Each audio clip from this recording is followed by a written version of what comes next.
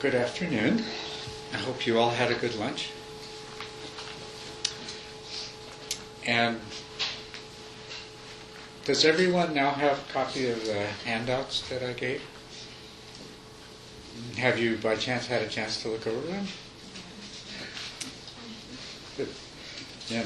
Let me just ask you if anybody has any questions because of something that you've seen in the handout. Yes.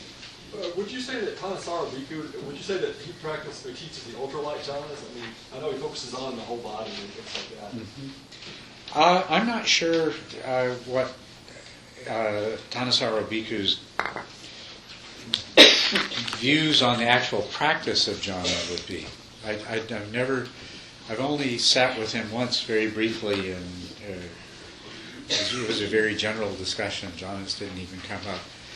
And I can't really tell from anything that he's written.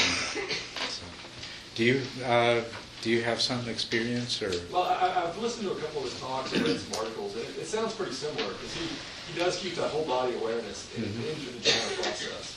That would be what I call the ultralight jhanas. Yeah, right. Definitely. Yes. I participated in a jhana retreat that he gave, and didn't understand most of it because at that time I wasn't really ready. But it seemed to me he taught the whole gamut of jhanas, not just ultralight, not just body. But also the awareness. deep jhanas that involve withdrawal from senses. Okay. It would make sense that he would, amongst the people that might speak of it, he would be one I would expect to be aware of the whole range of jhana. Whereas there's many teachers, they're kind of stuck in, well, this one particular way, this is jhana, and anything else is something else. But Jhanas Bhikkhu would be very aware of the different ways it's practiced. Makes sense. And he really thought they were very important. So. Yes. Very important and very misunderstood. So.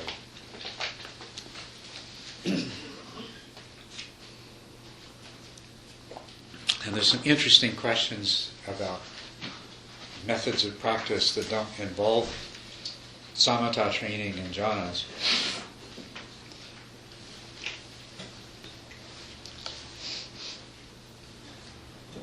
Probably shouldn't really get into that, but there are people that have that claim to be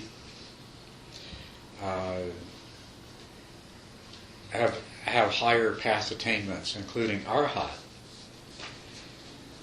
In dry Vipassana tradition, who then turn around and say that the things that the Buddha said about the description of arhats and non-returners and once-returners and so forth are not accurate.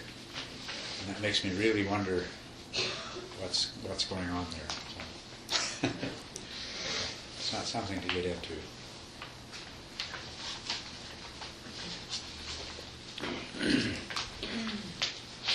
Yes? What is meant by the term dry Vipassana? Dry Vipassana is a Vipassana practice that does not involve the deliberate cultivation of samatha, and it's dry because it specifically lacks the moisturizing lubrication of samatha, of the joy, happiness, tranquility, and equanimity. So most of the things that you would have encountered under the label Vipassana in this country, the method from Ubakin that's taught by Goenka and his students, and the noting practice that's widely disseminated from Mahasi Sayadaw and has been predominant at IMS and Spirit Rock, these are dry Vipassana practices.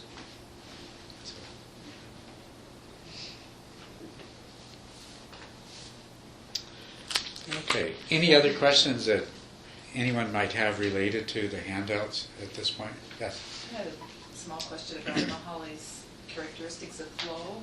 Mm-hmm. He talks about how the flow experience is a feeling of exercising controls and not being in control. So I wondering if you could play handling, but Well, just briefly,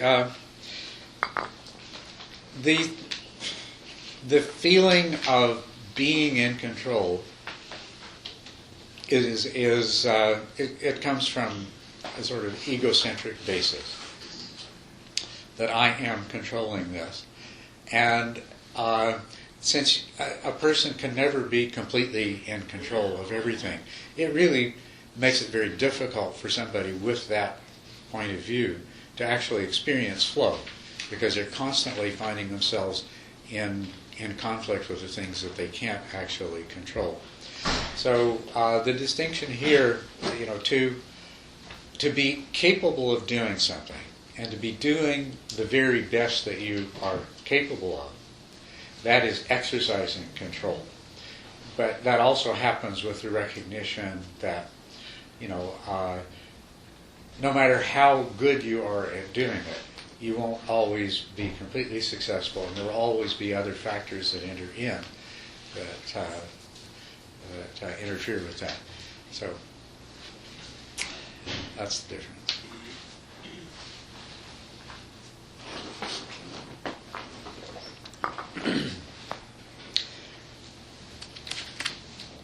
Well, on page 7 and the following pages is a description of the characteristics of the jhanas, and I thought I would just briefly go over that with you. The specific meditative states that the word jhana usually refers to are organized as 4 distinct stages or states, meditative states, that are described as the form jhanas. And then there are 4 other meditative states called formless jhanas, which are usually described as being variations of the 4th form jhana. Once you reach the 4th form jhana, then you can practice the jhanas of the 4 formless bases. So let's look at these first 4 form jhanas and how they are defined in the sutras and in Buddhist tradition. Keeping in mind, as we said last night, that a jhana is a wholesome absorption that occurs in meditation and is associated with the jhana factors. So the first jhana is defined in three main characteristics we can look at here. The first jhana, the meditator is withdrawn from sensual desires and from all unwholesome states of mind. What does that mean? Well, the key word here is that you're withdrawn. You've sat down to meditate, you've let go of your worries, your concerns, your desires, your hopes, everything else. You're coming into the present, you're letting go of everything else that's not part of this. And so that's the withdrawal aspect. To the degree that you do that, have done that, you know the feeling of peace and happiness that comes with that. And just for the moment, letting go of everything. You basically, you have a time where that is entirely your own. That you owe nobody, you owe nothing, this is your meditation time, you don't have to do anything else, you can forget about everything else, let go of it all. You let go of all the unwholesome states of worry and desire and hope and fear and everything else. The jhana factors that are present, these are usually present in what's called access concentration. So before entering an absorption, you need to have already established a certain degree of piti will be present. It will already be some joy and happiness. You will have already been practicing in that sit long enough that you've established a degree of focused attention, single-pointed attention. It's already present. And then you are ready to enter into the jhana. So you have meditative joy and pleasure and happiness born of withdrawal. So those are the characteristics. You enter the absorption. The experience of entering absorption is that what you focused your attention on and the awareness of the jhana factors together are going to fully occupy your consciousness. There's not really any room for anything else, and that's the sense in which it is an absorption. And sometimes it will feel as though you are sinking into the meditation object when that occurs. Or other times it might feel like the meditation object expands and it just completely fills your attention and awareness. But the effect is the same, however you might choose to subjectively describe it to yourself. The end result is that you become quite absorbed with the meditation object and the jhana factors. Okay?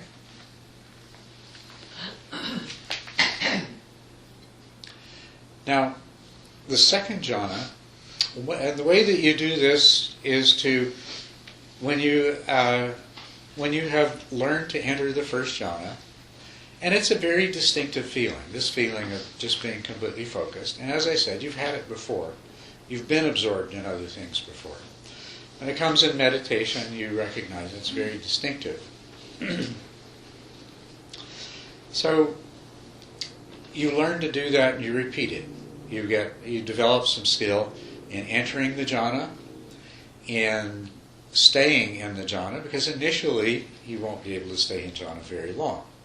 You'll pop out of it. It's like on your way to entering the jhana, you acquire a certain momentum. And when that momentum exhausts itself, you're going to come back out of the jhana. So in order to stay in jhana for a longer period of time, you have to refine your ability to create the conditions for entering the jhana and remaining in the jhana. You need to notice what are the things that you did in preparation for your meditation. What are the things that you did in the first part of your meditation that contributed to all of the right conditions coming together to enter into the jhana? And by becoming aware of those things, you're able to do them more readily in the future, and you're able to enter jhana and stay for longer periods of time. And the next thing you need to do, once you don't just spontaneously pop out of the jhana after a few minutes, is you develop the ability to determine how long you're going to stay in the jhana. And this is that same thing that some of you have already experienced, where if you time your meditations regularly, you get to the point where you know when the meditation is up. And it's not like you're thinking about it, it's just all of a sudden the thought appears that, oh, it's probably just about time, and sure enough the bell rings, or if you look at the clock, there's only a minute or so to go.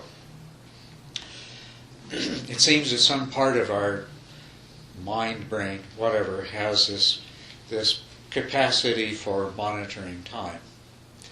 And so what you do then is you practice determining in advance how long you're going to stay in the jhana. So you say to yourself, you form the resolution before you enter the jhana that you're going to stay in jhana for 10 minutes.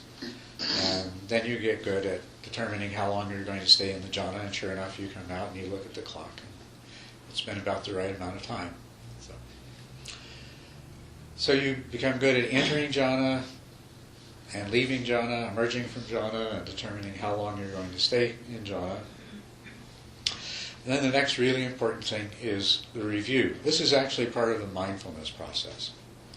You review the jhana. You review the state of your mind before you entered the jhana. You review your recollection of the jhana. And that recollection will be very sharp and clear when you first come out of the jhana.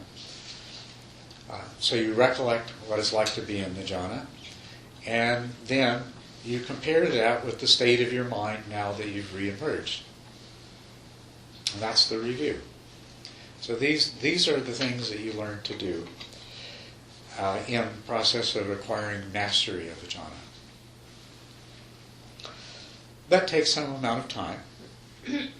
And in the process you'll become very, very familiar with the jhana factors, the qualities of a particular jhana, the feeling tone that it has. And you'll also discover, at first, entering the jhana is it's very pleasing. You have a lot of satisfaction of accomplishment, but at some point you will become dissatisfied with that jhana, and that's the real indication that you're ready to move on and learn the next jhana. When you start feeling a certain dissatisfaction. In the first jhana, you have a meditation object, and what you will experience is there's, after a while, that the jhana has this unsettled quality. It's like it's just constantly vibrating. And that's attributed to the directing and sustaining of attention. That even though your subjective experiences of continuously being aware of something, in fact, it is a renewal of this conscious attention to the object happening over and over again. And you'll become aware of that as a disturbing sort of energetic vibration in the jhana. That's part of what you become dissatisfied with. So then when that happens, you're ready to move on to the next jhana. Now in the ultralight jhanas, you'll still continue to have a meditation object because you haven't achieved a degree of unification of mind yet in your meditation practice overall. You haven't achieved a degree of mastery where you can dispense with a meditation object yet. But as you get into the deeper jhanas, even the next level beyond ultralight, the ones I call light, you do not need to have a meditation object any longer. You can let go of that. And as a result of that sort of vibrating, fluctuating quality of the first jhana is not present in the second jhana. The second jhana, the meditator has confidence and unification of mind. Now, what we're speaking of here, and remember these descriptions are applied across the whole range of different degrees of depth of jhana. So what we're speaking of here is, in terms of the deeper jhanas, you now have sufficient unification of mind that you do not need a meditation object. And that's the way it's defined, is that there is unification of mind without directed and sustained attention. So that's essentially defining one of the most important differences between the first and the second jhana. The joy and the happiness are still there. That part is the same. And in this jhana, it is said that the joy and happiness are born of concentration rather than withdrawal.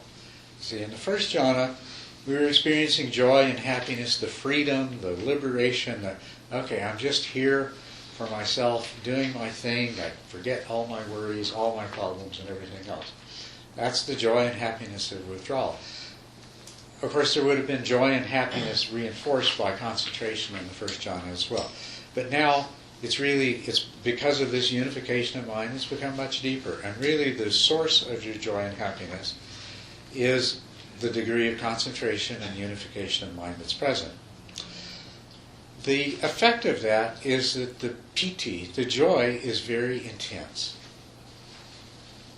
So there's intense joy and happiness and bodily pleasure. And this is what, over time, as you practice this jhana, you become skilled at entering the jhana, remaining for an appropriate period of time, emerging from the jhana, and then reviewing the jhana. And as you continue to do that, you will reach the point where you become dissatisfied with this jhana. And what you are dissatisfied with, in particular, is that agitated energy of piti, because piti is strong. Very strong piti. And so this is the time when you're ready to move on to the next jhana. You say to yourself something to the effect of,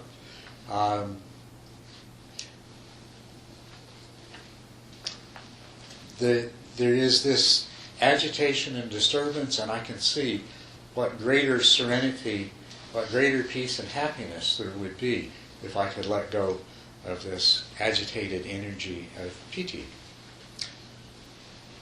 And that's exactly what happens. It's exactly what you do to enter the third jhana. The strong mindfulness, introspective awareness. So there's mindfulness and clear comprehension. There's no meditation object anymore, except in the lighter versions of the practice. There's no meditation object. So essentially, all of the power of your consciousness is going into this introspective awareness, because it's no longer focused on an object. And even the awareness of that joyful mental state is now gone. The jhana factors that remain are the pleasure and happiness, and now there's an equanimity that's developing as well.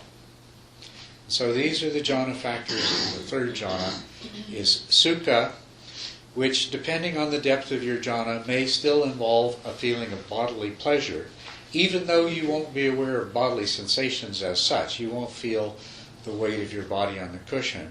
You won't feel any normal sort of bodily sensations. You'll have a perception of the body as a pleasurable object, and there will be happiness. So the third jhana is a pleasant abiding with equanimity, and there is bodily pleasure and or happiness. And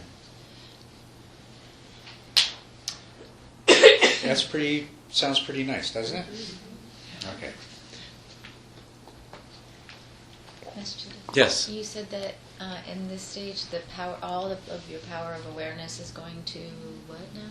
All of the power of your consciousness goes to awareness. Oh. There's no longer... What normally happens is a large part of the consciousness capacity that we have is concentrated in attention to a single object.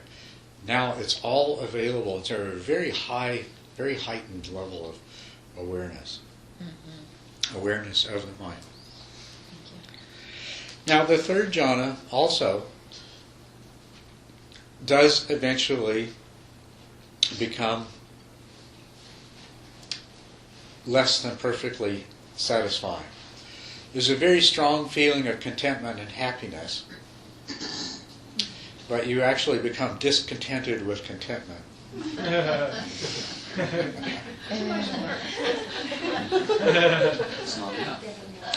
But isn't there Once you've succeeded in learning to enter the first jhana, it's not too difficult to enter the second and third.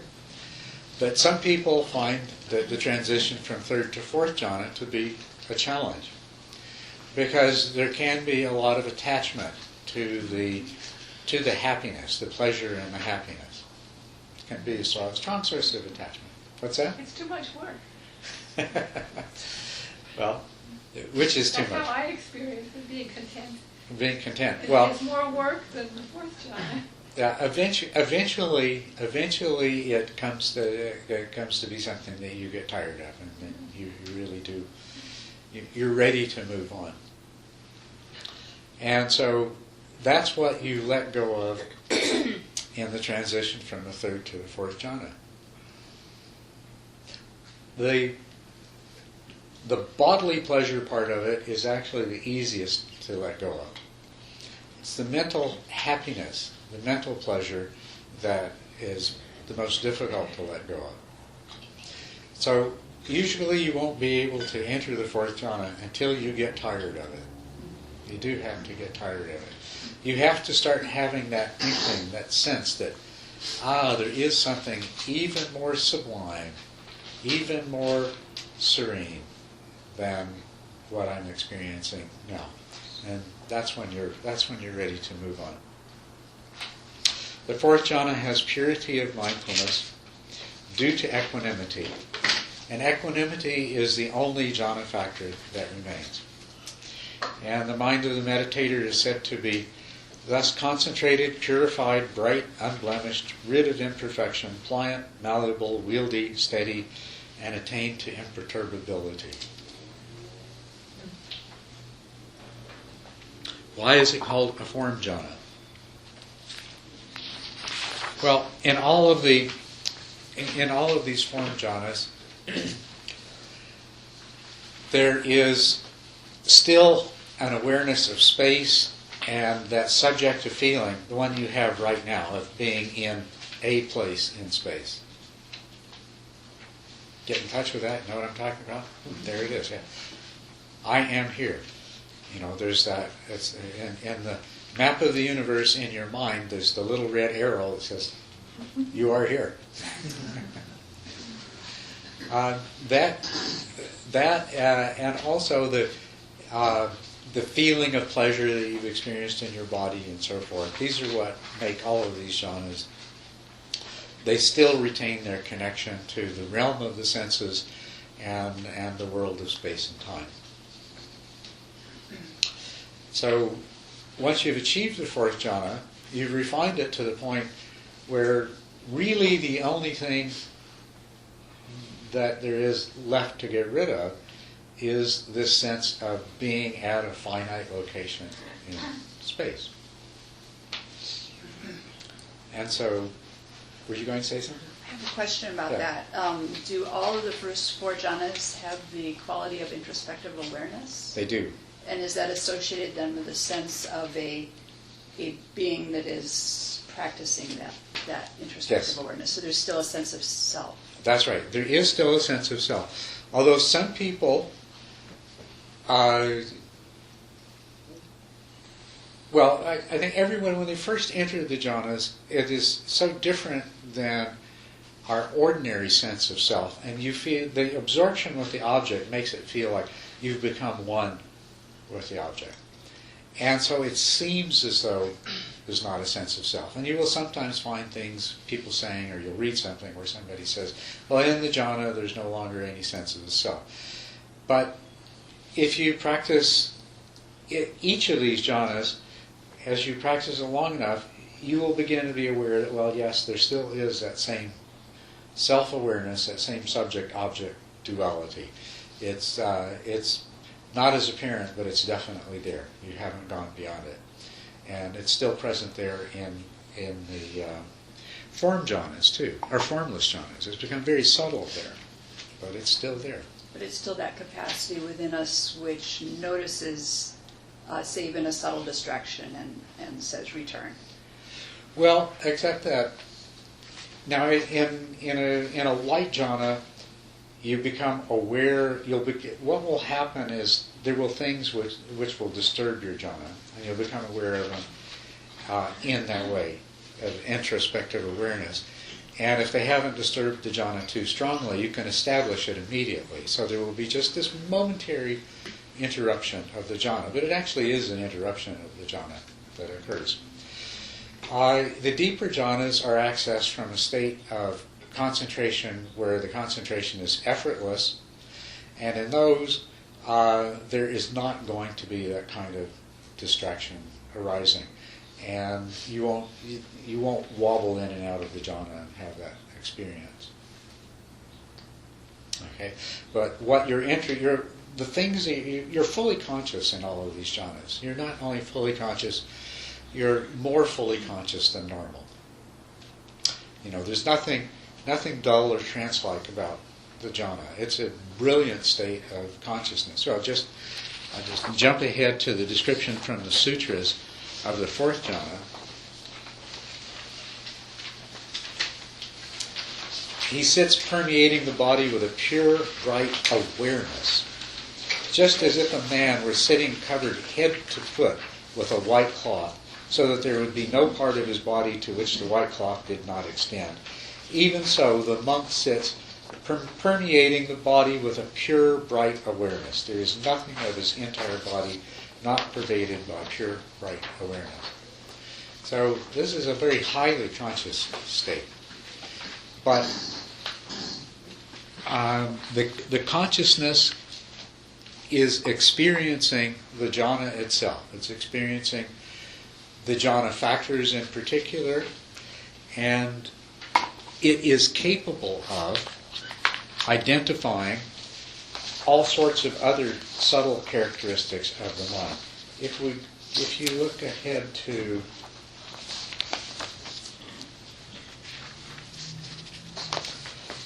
there's a sutra that I quote in its entirety here at the end, starting on page 22.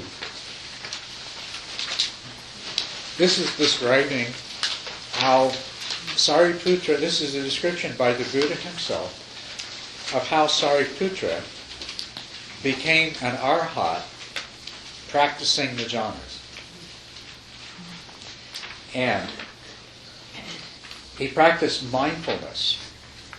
And this is how he practiced mindfulness. This is something that's repeated for each of the jhanas. Okay. I'll read the section on page 22 that is about the first jhana, but the important part of this is repeated for each of the other jhanas as well. There was the case where Sariputra, quite secluded from sensuality, secluded from unskillful qualities, that's first jhana characteristics you'll recognize, entered and remained in the first jhana, rapture and pleasure born of seclusion, accompanied by directed thought and evaluation. Whatever qualities there are in the first jhana, this is the part I was getting at, directed thought, evaluation, rapture, pleasure, singleness of mind, these are all the jhana factors.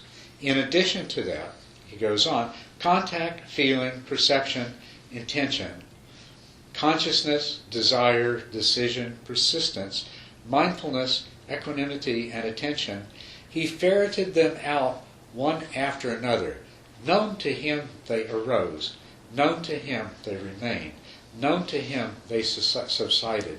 He discerned, so this is how these qualities, not having been, come into play. Having been, they vanish. So the jhana is a state of profound introspective awareness, powerful introspective awareness, in which, now it's not focused attention, it is awareness. So you sit in jhana and awareness encompasses all of this. And in lighter jhanas, you can focus attention on and reflect on and evaluate some of these. There can be a certain amount of discursive thought and evaluation takes place. And so they're probably more like the kind of mindfulness that you would, practice of mindfulness that you're more likely to think of. But in the deeper jhanas, what is happening is you're sitting in that place of direct experience of all of these things. And as you do so, they begin to, their nature begins to emerge, their arising and passing away begins to present itself. And you understand their nature, and you understand the relationship of them to each other by simply observing with awareness, not by analyzing, not by focusing your attention on them, thinking about them, investigating them, and so forth, but just by observing. Do you follow what I'm saying? Do you know how that happens? Or is that a mysterious description to any of you? It's mysterious? Yes, it's complete mystery. Okay. I got lost trying to follow which, by the deeper jhanas, the deeper jhanas show the nature of something, and I can't figure out what you meant.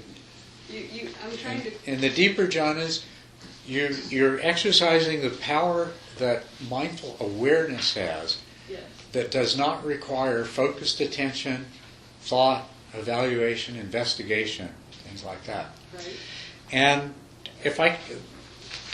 an experience in the world that I have that's an exact parallel to this might help you, because you may have had an experience like this. A few years ago, I became interested in the birds. There are many birds around where we live. And I tried in the usual way of focusing on individual birds, looking up what their names were and what their characteristics were. And the experience that I had was that I kept making mistakes. You know, it's like I think, oh, that's such and such a bird. And then some birder would come along and say, no, it's not. He said, but it has this and this. He said, yeah, but see, that's what's different. And it's like, okay. You know, and also the experience that, you know, all 5 of those birds look the same. How can they be 5 different birds, you know? And yet somebody else could come along and say, well, that's that, and that's a female that, and that's a male that. And so I said, well, okay, I like watching them. I don't need to know who they are. So I just quit, and I just sat and I watched the birds, and I enjoyed watching the birds. Spent many, many hours, especially, you know, a period when I was quite sick. I couldn't do much else. I'd sit on hot packs and I'd watch the birds for hours at a time.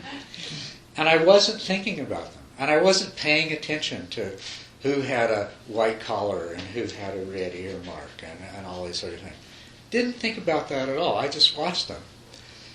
And what happened as a result of simply watching them and not analyzing them, I just gradually got to know them all.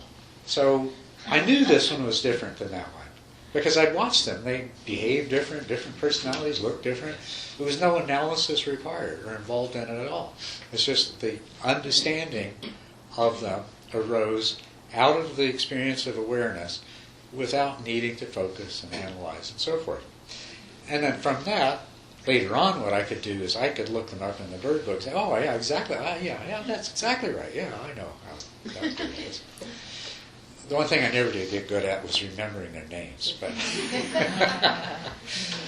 But through the application of awareness, my mind accomplished something that it could have done through the application of directed and sustained attention and discursive thought and analysis. But it happened in a much more natural and easy way, just through awareness. The same thing happens with the practice of mindful awareness. Understandings begin to emerge. One of the things that I found is what I'm calling awareness is more about the relationship between things than it is about the things as separate entities. And so when you practice mindful awareness in your life, understandings, insights just arise. They come up. There's these ahas. And you didn't figure them out. They just arrived. That's the way mindful awareness works. That's the way insight arises out of the practice of mindful awareness, is what's been seen. It gets, at some level, it gets processed and integrated and begins to make sense, and you just get to enjoy the fruit of that. It comes up and, aha, I don't need to keep doing this to myself anymore now that I see what I'm doing. That kind of thing. So, in answer to, I'm trying to explain to Alana what I mean by how you can come to know things through mindful awareness, through mindfulness, even though there isn't directed attention and analysis and evaluation. So I want to know if that clarified that point? And does this match with experiences that you've had, things that you, insights and understandings that you have, that they just emerge, and you know they emerge from this more global awareness rather than analysis? Yeah. To hear you describe the experience of the birds and the different way of being with those birds reminds me of reminds me of how I imagine people in another time, way prior to our contemporary time, before there were dictionaries and all these quantifiable measuring instruments, names and all that, that people watched the way that clouds would move and how that would bring about rain here and how the birds reacted there. There was a more whole or global observation which must have affected how they thought about how their internal experience. Mm-hmm. So, first of all, is that correct? Second of all, it seems like we have another layer of complexity to move through nowadays, because our left brain is so engaged, and we are taught to quantify and to evaluate and to judge and compare, whereas this left brain function might not have been present in so-called more primitive times, which were actually perhaps more advanced in this way. Yes, what you're saying, the kind of awareness that I'm talking about is actually, if you watch birds and deer and other animals like that, cats, you know, I'm famous among some people for telling them that my cat doesn't think. But if you watch this, what makes us unique, it's not so much right brain versus left brain. We've got large parts of our brains that have evolved to give us special capabilities. Front parts of the brain, the forebrain, but leaving aside right versus left, or where anatomically this is. As I said earlier, what I'm calling awareness is far more fundamental. It's a far more fundamental property of our minds than attention is. And in other organisms, this arose and was developed prior to the ability to focus attention and to analyze, before the ability to store large amounts of information in our minds and to use that information to predict the future and so on, all this sort of stuff. Both are really important. I mean, we would not be what we are if we didn't have the capacity for focused attention, for analysis, if we weren't able to dwell in a fictional future or in a remembered past. So all of these things are very important to what we are. Even though, in order to realize our full potential, we need to learn to temper certain activities of our mind. They're still extremely valuable and important. So what we're after is learning to use them far, far better, in a much, much better way. And focused attention, that particular circuitry that's kind of up here on the top of your brain, has the ability to dominate far too completely that other kind of awareness circuitry that's located on the ventral surface of the cerebral hemispheres. And practicing mindful awareness is bringing those two back into balance and exercising them. So you're right that more primitive beings, pre-hominid, or even much simpler organisms like lizards and snakes and birds and things like that, have naturally much more of this kind of awareness. I mean, if you watch a deer in the wild, there is awareness and attention the deer's attention will be, there'll be a sound, an ear will flick and the deer will turn and it'll focus just long enough to establish that, okay, this is not a danger, and then it's gone and the deer's back to nibbling on leaves or whatever it is. So this is an important part of the way they are and the way that they function. We're trying to learn once again to utilize some of that so that we can achieve what we are ultimately capable of. Because we have these new toys, and you know how it is with new toys. You get so fascinated with them, you forget all the old stuff. And that's kind of what happens with us. We're so busy using our forebrain and our left hemisphere and doing all this analytical stuff that we've lost some of our potential is not there, not being fully realized. Anyway, insight requires certain things. Insight requires that it involves attention, and that's what you're doing in the stage after you come out of the jhana where you review. You are focusing your attention on things that are recollected from the state of mind before you entered the jhana, the state of mind when you were in the jhana, and also you're putting your attention on the corresponding things that are present in the state of mind after jhana.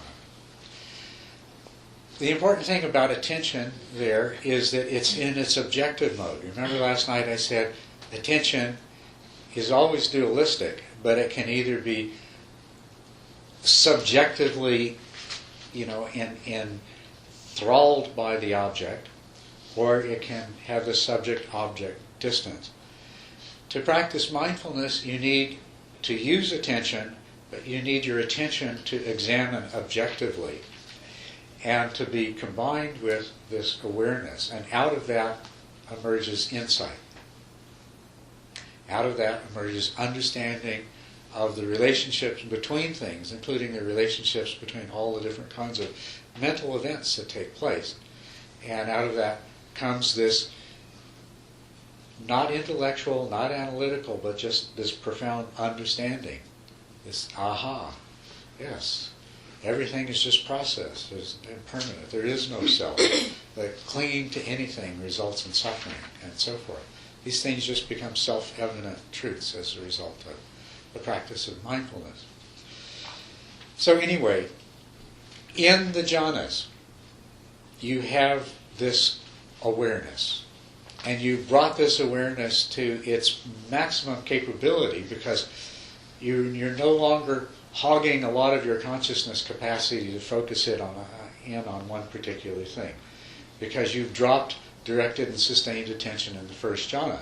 So in the second and third and fourth jhana, and in the four formless jhanas, well, in the first three of the four formless jhanas, what you have is introspective awareness, the full power of your consciousness capacity in the form of this introspective awareness, just taking in the reality of what your mind is.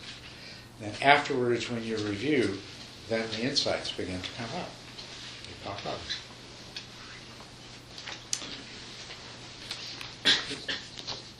Anyway, did you read these descriptions from the sutras of the jhanas? They're quite beautiful. And if you've already read them, I don't need to read them to you, but quite nice. Let me tell you a little bit about the formless jhanas, and then we'll take a break.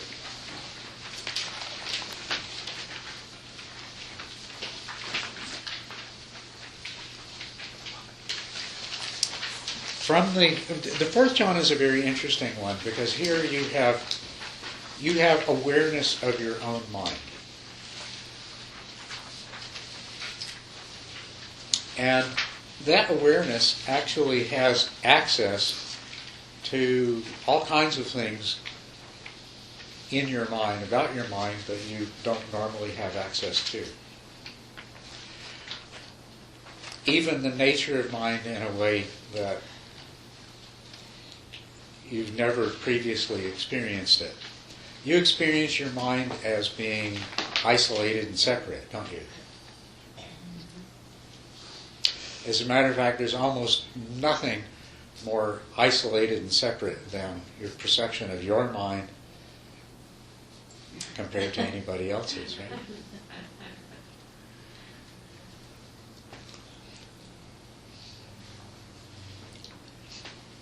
Are you familiar with Carl Jung's collective unconscious? Mm-hmm. What does that mean to you? Somebody like to say what that means?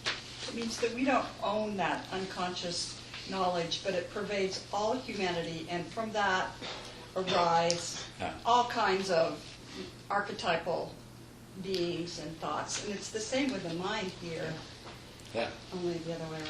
That's right. That's exactly what Carl Jung was saying. He came to the conclusion that we all shared this one unconscious, which was where all of our archetypes resided, and that we were all drawing from the same unconscious.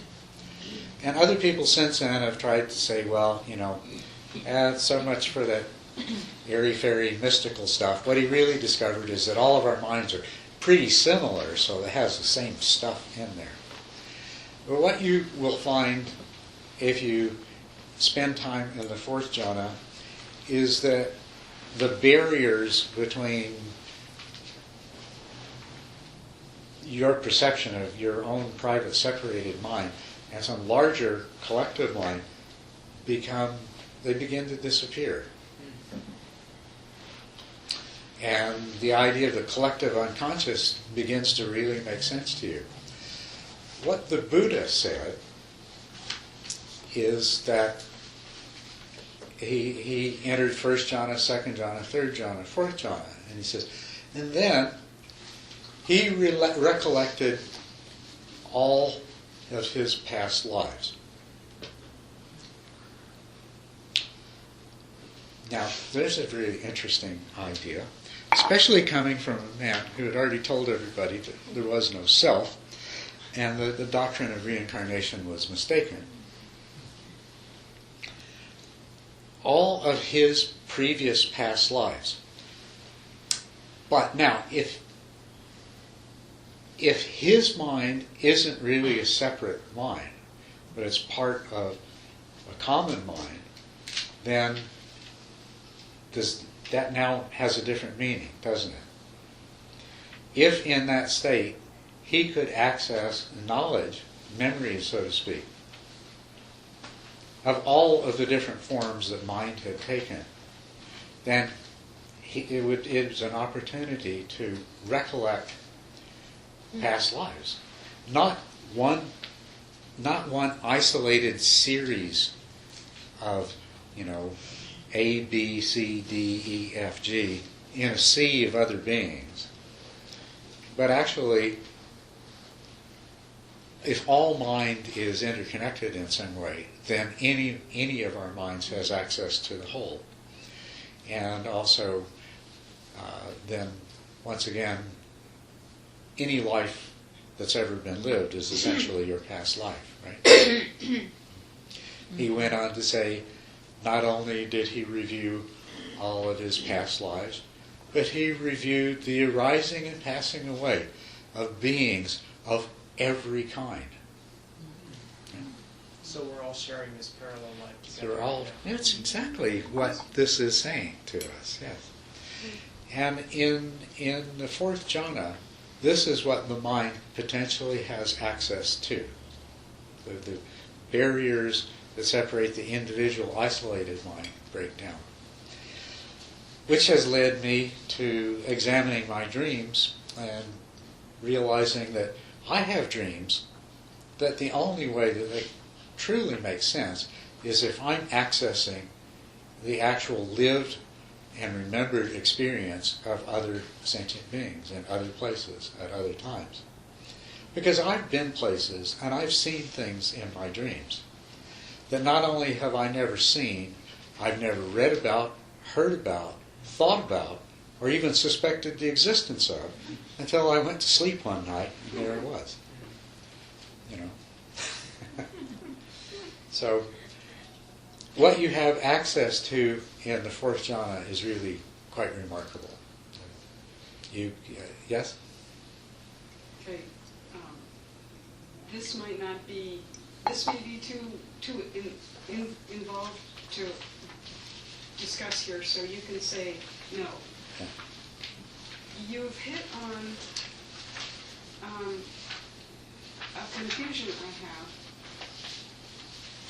One of my friends is very fond of shamanic journeying, and she very much believes that absolutely there is an objective upper, middle, and lower realm. You enter it a certain way, you approach it. Very much is the similarities in structure between what you're saying here about entering and leaving jhanas and their